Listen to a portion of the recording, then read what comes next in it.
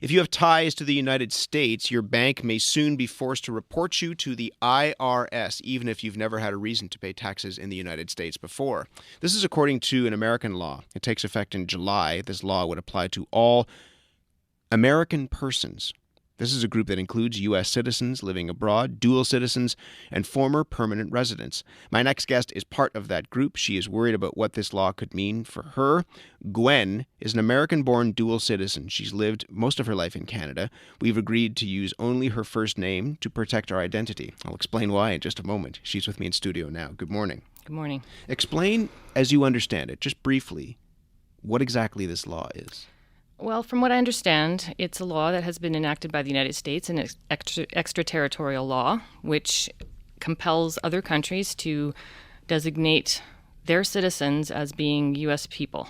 And they have to determine who is a U.S. person, and then they have to essentially throw them under the bus and hand them over to the IRS. Throw them under the bus. Exactly. Why would the IRS be interested in these individuals? Well, I mean, I think they feel they own them, because they were born there or somehow had ties to the U.S. I was born there. I'm a Canadian from birth as well, and I moved up here as a toddler. I've never had anything to do with the U.S., and all of a sudden I wake up one day and discover that I've been branded property of the U.S. And by being branded property of the U.S., by being an American person, yes, the belief is that you owe taxes in the United States? Not necessarily. I would just have to file taxes. I would have to file my taxes, something I didn't know about. But the main thing is that I would have to file FBARs, which means Foreign Bank Account Report.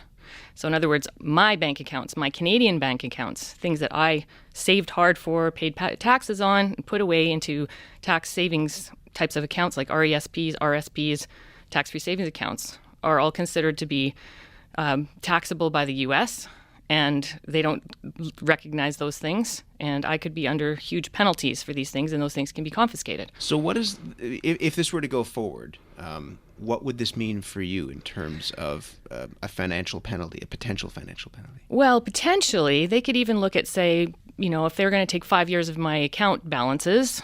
My mortgage got put into an account balance a couple of years ago, and that could be around $350,000. And they determined that I owe them half of that, times how many years they determine that I should have to pay for. So let's say half of $350,000 times 5 years, it comes to almost $1 million. Do you have $1 million to pay the United States tax service? I wish I had $1 million at all. No. How long did you live in the United States? Till I was about 4.5, 5. Until you were 5 years old? Yes. So how did you end up entangled in this? I mean, a lot of people would believe that you would have nothing to do aside from, dual citizenship. You have no real tie to the United States. There's no reason why you should be paying taxes to the U.S. I agree with you. I shouldn't. Why should I? I haven't worked there. I've never made a penny there. I have never gone to school there. I have never used any of their government services. I've been a Canadian, and I am a Canadian. Consider myself Canadian. So, would you? There are steps that people can take, and I know this just through some people that I know, to try and resolve something like this. One is to renounce the dual citizenship. Right. Would you consider something like that?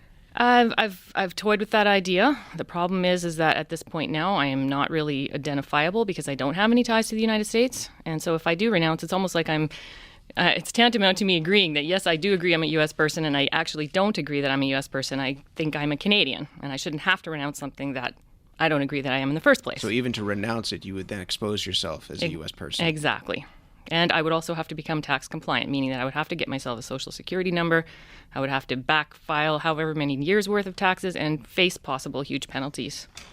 This is why, in part, we're only using your first name. Exactly. Because you don't want to be identified as a U.S. person. Right. Since you found out about this, what have you been doing to try and without exposing yourself, find some support? Well, I've gone to Maple Sandbox and Isaac Brock Society.ca, both of those .ca, and I've spoken to other Americans. And what are they? They are a website that actually puts out a lot of information about what can be done and what's going on in the world with FATCA.